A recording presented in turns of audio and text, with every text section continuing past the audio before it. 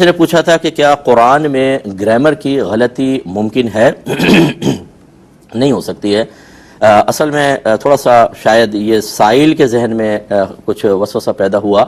اصل یہ ہوتا ہے کہ دیکھیں گرامر جو مارز وجود میں آتی ہے، جب ہم عربک گرامر کو جمع کرتے ہیں تو ہم اس کے لیے بطور دلیل قرآن، حدیث، پھر اہل اللسان کا کلام، حتیٰ کہ دیہاتی جو لوگ تھے، عربی صحابی جو تھے، عربی لوگ تھے، چاہے وہ صحابی ہوں چاہے غیر صحابی، چونکہ ان کا کلام بڑا فصیح و بلیغ تھا اور وہ بڑی فصیح عربک بولتے تھے، تو بعض اوقات گرامر کے ثبوت کے لیے ان کے اقوال کو بطور دلیل پیش کیا جاتا ہے۔ یہ مطلب جو بھی نحو پڑھتے ہیں انہیں پتہ ہے، ہم علماء پڑھتے ہیں، ہمیں معلوم ہے۔ اس کا مطلب یہ ہوا کہ گرامر سے قرآن و حدیث کو نہیں دیکھا جائے گا، بلکہ قرآن و حدیث تو خود گرامر کو مارز وجود میں لانے کا سبب بنتے ہیں۔ ہاں یہ ضرور ہے کہ آپ نے گرامر مارز وجود میں آئی، مثلا 100 جملے آپ کے سامنے آئے، آپ نے نتیجہ نکالا کہ بھئی مثلا یہ اس طرح ہوگا، یہ اس طرح ہوگا، فاعل مرفوع ہوگا اور مفعول بہ منصوب ہوگا، لیکن پھر 101واں جملہ ایک عربی بول رہا تھا اور اس نے فاعل کے اوپر نصب پڑھ دیا، تو آپ نے کہا یہ کیسے ہو گیا؟ ایک میں مثال دے رہا ہوں آپ کو، یہ کیسے ہو گیا؟ تو پھر ہم یہ نہیں کہیں گے اس نے غلط کہا، بلکہ ہم کہیں گے کہ ایسے بھی ہوتا ہے، یہ خلاف قیاس، خلاف قانون اس نے کہا، غلط اس کو پھر بھی نہیں کہیں گے۔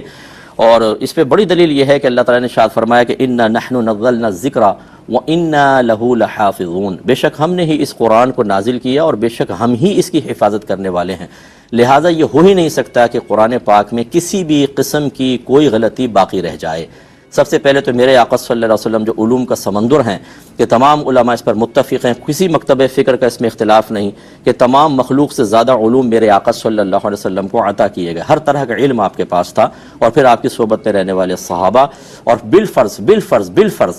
بالفرض نبی کریم کی توجہ نہ رہی تو وہ قرآن کے نزول کا زمانہ تھا، فوراً اللہ تعالیٰ کی طرف سے وحی نازل ہو جاتی کہ اس کو ٹھیک کیجئے، یہ الہام فرمایا جاتا ہے، جیسے کہ بہت سارے امور میں ہے۔ ایک دفعہ نبی کریم صلی اللہ علیہ وسلم نالین پہن کے چونکہ نماز پڑھاتے تھے، پڑھا رہے تھے، تو درمیان نماز میں سرکار نے اپنے نالین اتار دیں، صحابہ نے بھی اتار دیں۔ سرکار نے بعد میں پوچھا کہ تم نے ایسا کیوں کیا؟ عرض کی آپ کو نماز میں ایسا کرتا دیکھا تو ہم نے بھی کر لیا۔ رحمت کونین صلی اللہ علیہ وسلم نے ارشاد فرمایا کہ ابھی جبرائیل میرے پاس آئے تھے، انہوں نے بتایا کہ آپ کی نالین میں کچھ گندگی لگی ہوئی ہے، مثلا گوبر وغیرہ لگا ہوا ہے، تو آپ اس کو اتار دیں، تو میں نے اس لیے اتار دیا۔ جو رب اپنے حبیب کریم صلی اللہ علیہ وسلم کی نالین میں لگے ہوئے معاملات کو دوران نماز اس کی تصحیح کے لیے جبریل امین کو بھیج دیں، تو آپ سوچئے کہ قرآن جیسے عظیم کتاب جس نے آخر تک رہنا تھا، اس کے اندر یہ کیسے ہو سکتا ہے کہ غلطی ہو جائے اور پھر وہ باقی بھی رہے؟ تو اس کو غلطی نہیں کہتے، اس کو کہتے ہیں خلاف قیاس یا خلاف قانون استعمال، کہ اس کو غلط کبھی بھی اہل لسان کے استعمال کو کبھی بھی نہیں کہیں گے، اور نہ قرآن کو۔ اللہ تبارک و تعالیٰ نے قرآن کی حفاظت کا خود وعدہ فرمایا، لہٰذا اس میں کوئی تبدیلی، کوئی خرابی ہو ہی نہیں سکتی ہے، بلکہ خدا نہ خواستہ اگر کوئی باقاعدہ عقیدہ یہ رکھے کہ قرآن میں غلطی ہو سکتی ہے، یہ تو اس نے اپنے مذہب کو کمزور کر دیا، کیونکہ اب تو غیر مسلمین کو کہنے کا موقع ملے گا کہ تمہارے قرآن میں غلطیاں ہیں۔ اس کا مطلب یہ قرآن جب ایک غلطی تمہارے اپنا کوئی آدمی کہتا ہے تو پھر دوسرے تو بدرجہ اولا وہ کہیں گے اور بھی خرابیاں ہو سکتی ہیں، تو لہٰذا ایسی کوئی بات نہ کہی جائے۔ اور قرآن پاک بالکل زبردست قسم کے فصیح و بلیغ کلام ہے، اور یہ ایسا کلام خود سوچئے کہ اگر اس میں کوئی غلطی رہ جاتی تو اس زمانے کے کافر جو تھے وہ خاموش رہتے؟ وہ تو ڈھونڈ رہے تھے کوئی چیز کہ کسی بھی طریقے سے اسلام کے اوپر اٹیک کرنے کا موقع ملے، لیکن وہ بالکل خاموش رہے، بلکہ انہوں نے تو قرآن کی فصاحت و بلاغت کو دیکھ کر متحیر ہو گئے، متعجب ہو گئے کہ یہ تو اس جیسا کلام تو انسان کا کلام ہو ہی نہیں سکتا۔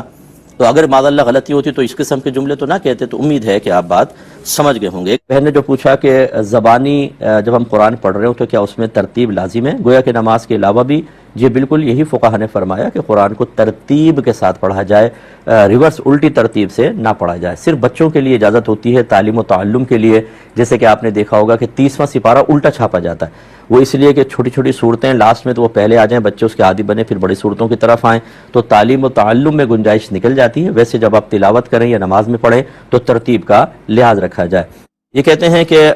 فجر کی نماز کے بعد ہم ریکارڈڈ کوئی قرآن پاک کی تلاوت وغیرہ سن لیں یا خود تلاوت کریں، کیا بہتر ہوتا ہے؟ دیکھیں خود کرنا بہتر ہوتا ہے، کیونکہ اس میں قرآن کو دیکھنا، قرآن کو پکڑنا، قرآن کو پڑھنا، پھر قرآن اپنی قرات کو سننا، بہت سارے ثواب اس میں جمع ہوتے ہیں، اور اس طرح گھر میں قرآن جب کھلتا ہے تو اس کی برکات علیحدہ ہوتی ہیں، تو آپ یہ ضرور کریں۔ اور اس کے علاوہ میں بارہا کہہ چکا ہوں کہ تفسیر کے ساتھ قرآن پاک کا قرآن پاک ترجمہ اور تفسیر کے ساتھ بھی ہونا چاہیے، صرف ترجمہ نہیں۔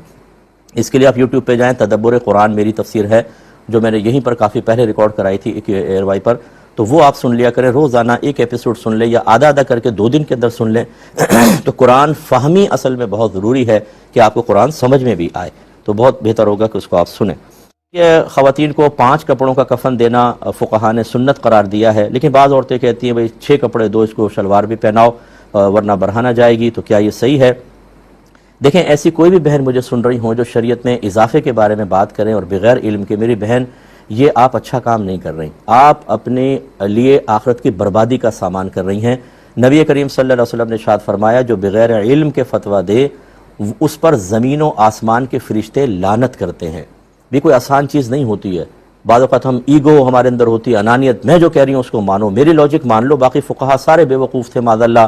ہمارے اکابرین کو کوئی سمجھ نہیں تھی کہ انہوں نے 5 کپڑوں کا حکم دیا، ہمیں زیادہ سمجھ ہے کہ جی 6 کپڑے ہونے چاہیے کیونکہ برہنہ جائے گی، تو ساری جو پیچھے جو خواتین گئی ہیں 5 کپڑوں والی، ان کے بارے میں کیا حکم ہوگا؟ تو یہ شیطان کے دھوکے میں مبتلا ہو جاتا ہے انسان بعض اوقات، یہ بالکل غلط کہہ رہی ہیں۔ اگر فرض کر لیں کہ یہی ہو معاملہ تو اوپر کا پھر اوپر بھی تو قمیص پہنا ہے، اور اگر آپ کہیں اوپر قمیص کی ضرورت نہیں، اوپر تو کفن سے ڈھک دیا، تو پھر کون سا نیچے کا حصہ کھلا ہوتا ہے؟ وہ بھی تو پورا کفن سے ڈھکا ہی ہوتا ہے، پھر برہنہ ہونے کا کیا آپ کے ذہن میں تصور ہے؟ بتائیے ذرا، ان سے پوچھیں ذرا۔ تو ہماری بہنیں جو ہیں بعض اوقات ان کو کچھ نہیں پتہ ہوتا، ہر ایک کی بات نہیں کر رہا ہوں، ناراض بھی نہ ہوں، اور اپنے پاس سے بڑھ کے مارتی ہیں، اور جب کہیں بھائی ہم نے سنا ہے، ایک مولوی صاحب نے کہا، کون مولوی صاحب ہے وہ بتائیں ذرا، مکئی والا یا چنے والا یا باپو ایکو ساؤنڈ والا، اس سے آپ نے معلوم کیا تھا؟ ایسی بس کر کے اور یہ معاملات چل رہے ہوتے ہیں، ایسا ہرگز نہ کیا جائے۔ بہن نے پوچھا ہے کہ کہا جاتا ہے کہ مغرب کے بعد کھڑکیاں دروازے سب بند کر دیں، آج کل گرمی بہت زیادہ ہے، تو کیا بعد میں ان کو کھولنا جائز ہوتا ہے؟ دیکھیں، صرف دروازے بند کرنے کا حکم ہے مغرب کے بعد، اور وہ بھی مغرب کے بعد تھوڑی دیر یعنی کر کے پھر اس کے بعد آپ اوپن کر سکتے ہیں، کیونکہ رحمت کونین صلی اللہ علیہ وسلم نے ارشاد فرمایا جب مغرب کا وقت آئے تو اپنے بچوں کو گھروں میں داخل کر دو اور دروازے بند کر دو، کیونکہ اس وقت ایک ایسی مخلوق پھیلتی ہے جس کو تم نہیں دیکھ پاتے۔ تو بس یہ اس وقت جنات وغیرہ نکلتے ہیں، اور شرح یہی بیان کی کہ وہ اپنے اثرات بعض اوقات بچوں پہ مرتب کرنے کی کوشش کرتے ہیں، منفی اثرات اگر کافر جنات ہوں تو اس وقت دروازے بند کر دیں، پھر وہ ختم ہو جاتے چلے جاتے ہیں، یعنی تو آپ دروازے تو ویسے ہی کوئی کھول کے نہیں بیٹھتا، کھڑکیاں وغیرہ تو ویسے ہی بند کرنے کا حکم نہیں ہے، آپ کھڑکیاں کھول کے رکھیں، دروازے وقتی طور پہ بند کر لیں، اور جب تھوڑا سا مغرب کا وقت آگے نکلے تو پھر آپ دروازہ بھی کھول سکتے ہیں۔ یہ کہتے ہیں کہ کسی صاحب نے مسئلہ بیان کیا ہے کہ جس جانور کا گوشت کھانا حرام ہے، اگر اس کا بال آپ کو لگا تو نماز نہیں ہوتی اور یہی حکم بلی کے لیے بھی ہے۔ دیکھیں، بالکل غلط مسئلہ بیان کیا ہے، بعض چیزیں کھانے کے اعتبار سے حرام ہوتی ہیں، چھونے وغیرہ کے اعتبار سے بالکل پاک ہوتی ہیں۔ سور بس ایسا ہے کہ وہ اس کو چھو بھی لیں تب بھی ہاتھ ناپاک، چاہے کچھ لگا ہوئے نہ لگا، وہ نجس العین ہے، اس کا ایک بال بھی اگر پانی میں گر جائے یا آپ کے کپڑوں پر ہے تو وہ ایک منفی اثر ضرور مرتب کرے گا پاکی ناپاکی کے اعتبار سے۔ اس کے علاوہ کوئی چیز نجس العین نہیں ہے، فقہ حنفی میں تو کتا بھی نجس العین نہیں ہے، لہذا اگر اس کا بدن خشک ہے اور وہ آپ کے کپڑوں سے مس ہو گیا یا آپ نے اس پہ ہاتھ پھیر دیا، آپ کا ہاتھ پاک رہے گا۔ میں نہیں کہہ رہا ہوں کہ ہاتھ پھیریں، لیکن اگر ہاتھ پھیر دیا، ہاں اگر گیلا ہو تو گمان ہوتا ہے کہ شاید اس نے اپنے منہ سے اپنے بدن کو کھجایا ہو، تو کتے کا لعاب ناپاک ہوتا ہے، اس وجہ سے ناپاکی کا حکم ہو سکتا ہے، لہذا بلی کا گوشت کھانا حرام ہے، لیکن اس سے کوئی فرق نہیں پڑے گا۔ اب گدھے کا گوشت کھانا بھی تو حرام ہے، جو بیچارے گدھے پالے ہوئے ہیں، روزانہ ان کی خدمت کرتے ہیں، ان کے کپڑوں پہ بال آ جاتے تو کیا ناپاک ہے، اس میں نماز پڑھیں گے؟ نہیں ہوگی۔ یہ غلط مسئلہ بیان کیا، اور مطلب ایسے حضرات جو اس قسم کے مسائل بیان کریں انہیں مطلب حق حاصل نہیں ہے کہ وہ مسئلے بیان کریں، کیونکہ غلط مسئلے بیان کر رہے ہیں اور اپنے لیے آخرت کا وبال جمع کر رہے ہیں۔ یہ کہتے ہیں کہ حج سے سنا ہے گناہ سارے پاک ہو جاتے ہیں، معاف ہو جاتے ہیں، تو جو ہماری نمازیں قضا رہ گئی تھیں وہ بھی معاف ہو جاتی ہیں؟ دیکھیں، ان کا گناہ معاف ہوتا ہے، اگر آپ نے روزے چھوڑے ہیں، نمازیں چھوڑی ہیں، ان کا گناہ معاف، لیکن ان کی ادائیگی لازم ہوگی۔ ایسے ہی جو ہم نے کسی کا قرضہ دبا لیا، وراثت دبا لی، اس کا گناہ معاف، لیکن اس کا مطلب یہ نہیں ہے کہ اب تو قرضہ بھی معاف ہو گیا، کیونکہ وہاں سب کچھ معاف ہو جاتا ہے تو میں تمہیں قرضہ بھی نہیں دوں گا اور بہنوں کو وراثت بھی نہیں دوں گا، وہ تو دینی پڑے گی۔ تاخیر کرنے کا گناہ تھا، اس پہ اللہ کی بارگاہ میں توبہ کرنی ہوگی۔ ایسے اگر آپ نے زکوٰۃ ادا نہیں کی تھی، وہاں ادائیگی میں تاخیر کا گناہ معاف ہو جائے گا، لیکن یہ نہیں کہ زکوٰۃ بھی معاف ہو گئی، آپ نے کہا بس وہاں پہنچے 5 کروڑ زکوٰۃ تھی اب تو وہ معاف ہو گئی، نہیں، وہ تو ادا کرنی ہی ہوگی، یہ اچھی طرح ذہن میں رکھیں۔ کہتے ہیں کہ ایک بچی کہتی ہے کہ میری شادی نہیں ہو پا رہی ہے اور میرے ماں باپ بہت ہی اس کی وجہ سے پریشان ہوتے ہیں، تو کیا ان کی پریشانی کو دیکھ کر میں اس طرح دعا کر سکتی ہوں؟ جائز ہے کہ اللہ تعالیٰ ایسی اولاد کسی کو نہ دے؟ دیکھیں، ایسی دعا کرنا شرعاً جائز نہیں ہے۔ وجہ یہ ہے کہ شادی نہ ہونا آپ کی وجہ سے نہیں ہے، یہ اللہ تبارک و تعالیٰ کے فیصلہ ازلی کی وجہ سے ہے۔ پچھلے پروگرام میں بھی میں نے کافی طویل اس پہ کلام کیا تھا کہ یہ ظاہری اسباب تو ہم منسوب کر دیتے ہیں کہ بھئی وہ دھوکہ دے کے چلا گیا، شاید اس نے جادو ٹونا کرا دیا، شاید نظر بد لگ گئی ہے۔ حقیقتاً تو اللہ تعالیٰ کا فیصلہ کار فرما ہوتا ہے، ازل سے اللہ نے فیصلہ کر لیا کس کی شادی کس کے ساتھ کب ہوگی۔ تو لہذا بہت ساری بچیاں ایسی ہوتی ہیں جو قبول صورت ہوتی ہیں یا عام صورت ہوتی ہیں، ان کی بہت اچھے گھرانوں میں شادیاں ہو جاتی ہیں۔ بعض بچیاں ایسی ہوتی ہیں جو بہت خوبصورت ہوتی ہیں، ان کی شادی مختلف وجوہات کی بنا پر نہیں ہو پاتی،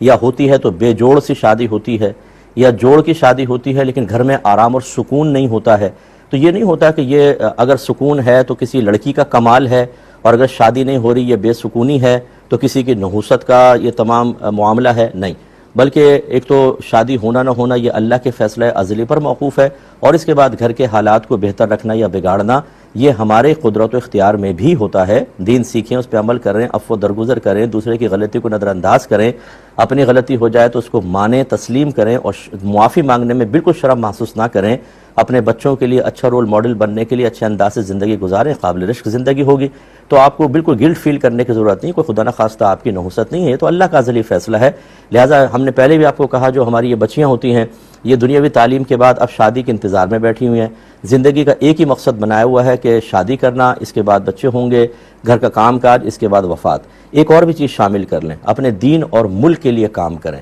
اپنے ملک کے لیے ایسے آپ کورسز کریں، سافٹ ویئرز وغیرہ بنانا، دیگر آئی ٹی کے شعبے میں اے آئی ٹیکنالوجی ہے اس میں آپ مہارت حاصل کریں۔ گھر میں رہ کر آپ بہت سارے کورسز کر سکتی ہیں، اپنے بور بھی نہیں ہوں گی،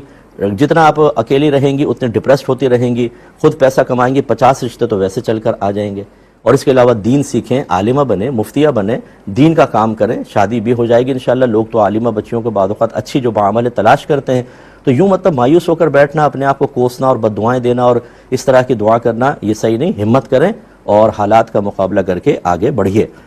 ایک یہ کہتے ہیں کہ ہم صاحب نصاب ہیں، یہ ریاض سے ایک کویسچن تھا کہ ہم صاحب نصاب ہیں، لیکن ہمارا ارادہ یہ ہے کہ ہم اس دفعہ عید مدینے کے اندر کریں گے، یعنی بقرہ عید وہاں پر، اور 3 دن وہیں پر رہیں گے، اور ہمارا سفر اتنا ہی ہے کہ 92 کلومیٹر سے دور ہو جاتا ہے، یعنی گویا کہ یہ وہاں ہی مسافر ہیں، تو ہم پر قربانی واجب ہوگی یا نہیں ہوگی؟ تو یقیناً نہیں ہوگی، کیونکہ قربانی کے واجب ہونے کی ایک شرط یہ ہے کہ انسان مقیم ہو، مسافر نہ ہو۔ اب چونکہ آپ مسافر ہیں تو لہٰذا آپ چاہیں تو کر لیں، وہ نفل بنے گی، خیر واجب نہیں ہوگی، اور چاہیں تو نہ کریں، آپ پر کوئی وبال نہیں ہوگا۔ ایک بچے نے پوچھا ہے کہ یہ مشرقین مغربین سے کیا مراد ہوتے ہیں؟ 2 مغرب 2 مشرق، جیسے قرآن میں بھی مشرقین مغربین کا لفظ آیا ہے۔ دیکھیں اس سے جو مطالع ہیں ان کی تعدد کی طرف اشارہ ہوتا ہے۔ مطالع کا مطلب طلوع ہونے کی جگہ، سورج کے طلوع ہونے کی جگہ مختلف ہوتی ہیں، یہی وجہ ہے کہ گرمیوں کے اندر سورج الگ زاویے سے نکلتا ہے اور سردیوں کے اندر الگ زاویے سے نکلتا ہے۔ اب غور کریں، گرمیوں میں صحن میں دھوپ کسی اور جہت سے آتی ہے، سردیاں آتی ہیں تو تھوڑا اور جہت سے آتی ہے۔ اس کا مطلب ہے جیسے اگر یہ مشرق ہے، سورج یہاں سے نکلے گا، پھر یہاں سے، پھر تھوڑا سا یہاں سے ہٹ کر، تو اس وجہ سے مطالعی چونکہ مختلف ہوتے رہتے ہیں، اس لیے مشرقین مغربین۔ ویسے تو ایک تثنیہ کا صیغہ ہے، 2 مشرق 2 مغرب، لیکن مراد یہاں جمع ہے کہ بہت سارے مشارق، بہت سارے مغارب، مشارق مغارب کا لفظ بھی استعمال ہوا ہے، آپ نے سنا ہوگا۔ تو اس لیے کہتے ہیں کہ تقریباً 180 مقامات سے طلوع ہوتا ہے، بعض نے 80 مقامات بھی لکھا ہے، کابرین کی میں کوڈ کر رہا ہوں، کتابوں میں لکھا ہے۔ اس کی حقیقی سائنسی تحقیق، کیونکہ یہ یاد رکھیں، ضمناً ایک بات عرض کر رہا ہوں کہ بہت سی تحقیق ایسی ہیں جو سابقہ زمانے میں کی گئیں لیکن بہت اولڈ ہیں۔ یہاں آپ خود جانتے ہیں جو پڑھے لکھے لوگ ہیں کہ ہر 2 دن بعد ایک نئی سائنسی تحقیق آتی ہے، اتنی تیزی سے ترقی ہو رہی ہے سائنسی۔ اگر ایک بات 100 سال پہلے لکھی ہو تو 100 سال کے بعد سائنسی ترقی کہاں تک پہنچ چکی ہوگی۔ تو اس لیے جو سابقہ ہماری تحقیقات ہیں اکابرین نے لکھی ہیں، انہیں موجودہ سائنسی تحقیقات کے ساتھ پہلے دیکھا جائے، اچھی طرح اس کا مشاہدہ کیا جائے، اس کے بعد پھر کوئی فیصلہ جدید دور کا کیا جائے۔ لیکن جو محنت کرنے کے لیے تیاری نہیں ہوتے، وہ کہتے ہیں جو پیچھے لکھا ٹھیک ہے، آگے کے اوپر توجہ نہیں کرتے۔ 100 سال میں بھائی بہت کچھ چینج ہو چکا ہے۔ پہلے صرف علم تھا، تھیوری تھی، اب عین الیقین حاصل ہے کہ بہت سی چیزیں آنکھوں سے دیکھ لی گئی ہیں۔ تو اگر ہمارے اکابرین اس دور میں ہوتے تو ہو سکتا ہے بہت سی سائنسی تحقیقات میں اس جدید تحقیق کو شامل کر کے اپنی تعلیم کو اور وسعت دیتے، اس میں تھوڑا سا چینج کر لیتے۔ میں نے بڑے محتاط انداز سے آپ کو بات سمجھائی ہے، اس بات کو سمجھنا چاہیے۔ ہمارے بڑوں کے کوئی دور کے جاننے والے ہیں، اس گھر میں صرف خواتین ہیں، مرد نہیں ہیں، تو کیا ہمارے ہاں سے کوئی مرد ان کے گھر کے اور باہر کے کام کر سکتا ہے یا نہیں؟ اسی طرح کیا ان کے ساتھ سفر پہ اندرون ملک بیرون ملک جا سکتے ہیں، حج یا عمرے پہ جا سکتے ہیں کہ نہیں؟ دیکھیں ہمارا مشورہ یہ ہوگا کہ جب صرف عورتیں ہوں اور مردوں کا اختلاط شروع ہو جائے، وہ بھی نامحرم ہوں، تو فتنے فساد ہو سکتے ہیں۔ اس لیے بہتر یہ ہے کہ کریں ضرور، ان کی مدد کریں، اس کا طریقہ یہ رکھیں کہ عورتوں کو آگے کریں گھر کی، وہ ان سے براہ راست رابطے میں ہوں، انہیں کوئی کام چاہیے تو یہ مردوں کو کہہ دیں، مرد لا کر ان کو دے دیں یا ان کو دے دیں، اس طریقے سے بیچ میں خواتین کو ضرور رکھیں۔ جو بھائی بعض اوقات ہم سے یہ پوچھتے ہیں ہمارے محلے میں ایک بیوہ ہے، میں ان کی مدد کرنا چاہتا ہوں، بیوہ کی، وہ بیوہ کچھ عرصے بعد بیوی بن جاتی ہے، اور یا پھر وہ کوئی اسکینڈل بن جاتا ہے۔ تو جب بھی آدمی جن سے مخالف کے قریب ہوگا بہت مشکل ہوتا ہے کہ وہ اپنے آپ کو کنٹرول کر سکے۔ بیوہ کی مدد کریں اگر وہ مستحق ہیں، لیکن یہ کیوں نہیں کرتے کہ اپنی زوجہ سے کہیں بیوہ ہے یہ پیسہ ان کو پہنچا دیا کرو، میں تمہیں دیتا رہوں گا تم وہاں دیتے رہو، عافیت سے مدد بھی ہو جائے گی۔ لیکن جب آپ خود مدد کرنے کی طرف بڑھتے ہیں تو کیوں بڑھ رہے ہیں؟ اس میں ہو سکتا ہے کہ ایک باطن میں چھپا ہوا کوئی چور بھی ہو جو فی الحال آپ کو خود سمجھ میں نہیں آ رہا لیکن کچھ عرصے بعد ظاہر ہو جاتا ہے، اور پھر حالات سنبھالنا مشکل ہوتے ہیں۔ اور پھر آپ کو پتہ ہے کہ اس طرح کے اگر گھروں میں آپ آنا جانا کرتے ہیں تو لوگ جو ہیں باتیں بنانے والے ہوتے ہیں کہ یہ ساری عورتیں مرد کیوں آتے ہیں، کوئی چکر چل رہا ہے، فلاں ہو رہا ہے، فلاں ہو رہا ہے۔ تو اس قسم کی جو بدگمانیاں ہیں اس سے ایک مسلمان کو اپنے آپ کو دور رکھنا لازم ہے تاکہ وقار مومن زائل نہ ہو، متاثر نہ ہو۔ اور ان کے ساتھ سفر پہ تو بالکل نہیں جا سکتے ہیں، نامحرم کے ساتھ عورت سفر کر ہی نہیں سکتی ہے، چاہے شہر کے اندر بھی ہو تو تب بھی محرم کے ساتھ باہر، نامحرم کے ساتھ سفر عورت نہیں کرے گی، عورتوں کے ساتھ کریں۔ آج کل مطلب امینہ عورتیں ساتھ ہوں تو کوئی مسئلہ نہیں ہوتا شہروں کے اندر، اکثر جگہ پہ نہیں ہوتا، تو اس لیے بہرحال ایسا نہیں۔ اور بیرون سفر یعنی جو مدت مسافت بنتی ہے تقریباً 92 کلومیٹرز، اس میں تو بالکل ہی شدت کے ساتھ منع ہوگا، اس لیے ان چیزوں سے اجتناب کیا جائے۔ فیملی حج پہ جا رہی ہے، کون سی دعا کے لیے کہیں؟ دیکھیں آپ جو بھی دعا کہیں، کوئی شریعت نے اس کو مخصوص نہیں کیا، لیکن میرا مشورہ یہ ہوگا کہ اخروی دعاؤں کے بارے میں زیادہ توجہ رکھیں، اور اگر عشق کی بات کریں تو آپ ان کو کہیں کہ میری طرف سے 50 دفعہ نبی کریم کے لیے، صحابہ کے لیے، آل بیت اطہار کے لیے ان پر درود پڑھ دینا۔ تو اگر سرکار پہ آپ درود پڑھیں گے رحمت نازل ہوگی، اللہ تعالیٰ آپ سے راضی ہوگا۔ جو چیزیں آپ کو یاد بھی نہیں ہیں نا، جو مسائل آپ کو یاد نہیں، اللہ تعالیٰ ان پہ بھی آپ کے لیے کرم نوازی فرمائے گا، رحمت نازل فرمائے گا، مسائل حل ہوں گے۔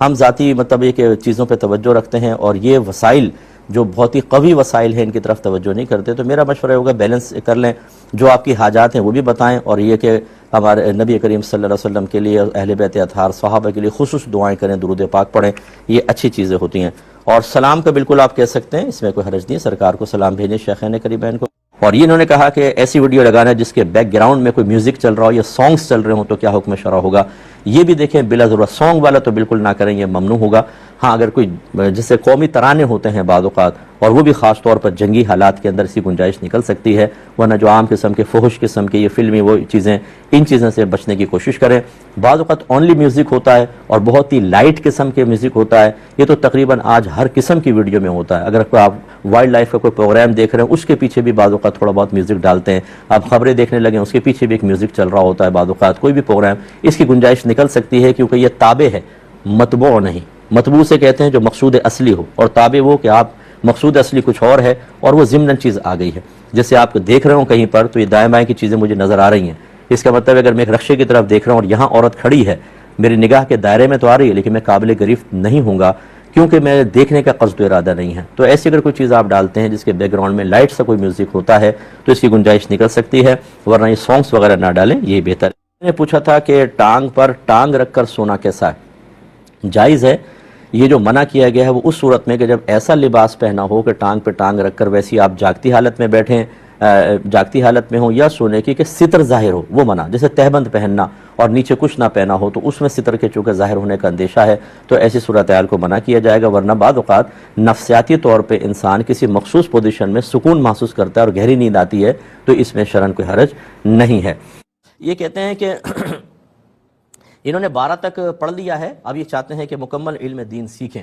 تو بالکل آپ سیکھیے، لیکن ہمارا مشورہ ہوگا کہ آگے بھی اگر آپ دنیاوی اسٹڈی جاری رکھ سکتے ہیں اور ساتھ ساتھ علم دین سیکھ سکتے ہیں، دونوں کو لے کر چلیں۔ پہلے اپنی دنیاوی تعلیم اور زیادہ کمپلیٹ کر لیں، کیونکہ آپ جب عالم دین بنیں گے، اپنا تعارف کسی کے سامنے پیش کریں گے اور دنیاوی تعلیم سے بھی آپ مزین ہوں گے تو انشاءاللہ آپ کی خود اعتمادی بھی زیادہ ہوگی، سامنے والے بھی نفسیاتی طور پہ آپ سے اچھا اثر قبول کریں گے۔ اور اگر آپ 12ویں تک پڑھ کر چھوڑ دیں گے اور پھر یہ بھی نکل جائے گا ذہن سے خالی مطلب دینی تعلیم، یہ بھی بہت بڑی چیز ہے، اس کا میں انکار نہیں کر رہا ہوں، لیکن بہرحال ایک موجودہ دور میں تبلیغ دین کرنے کے لیے ایک عالم دین کو اچھی ایجوکیشن، مزید ایجوکیشن حاصل کرنا بہت ہی انسب ہے۔ تو آپ کوئی پرائیویٹلی ایگزامز وغیرہ دے دیں کسی میں ایڈمیشن لے کر اور درس نظامی کو باقاعدہ جوائن کر لیں، انشاءاللہ بہت ہی بہتر ہوگا۔ نے پوچھا تھا کہ فنی ویڈیوز اپنے چینل پر ڈالنا کیسا ہے؟ دیکھیں یہ جو آج کل جو فنی ویڈیو ہے یہ چھچوری ویڈیوز کہلاتی ہیں، فنی نہیں ہیں۔ کسی کی